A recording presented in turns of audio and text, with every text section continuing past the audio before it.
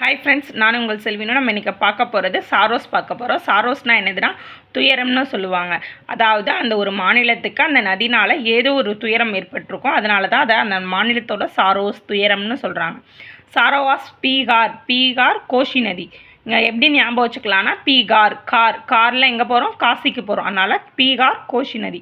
கர்நாடகா போனி நதி. இங்கே பாருங்கள், கர்நாடகா போனி நதி. கர்நாடகா காக்கான்னு கூவி போனி பண்ணுறோம்.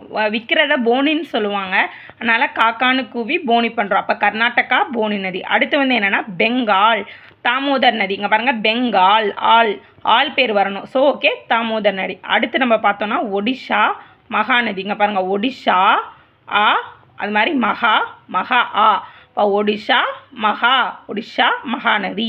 அடுத்து அஸ்ஸாம் பிரம்மபுத்திரா. இங்கே பாருங்கள், சாம்ன்ற பையன் பிரம்ம பிடிச்சி திரியிறான்.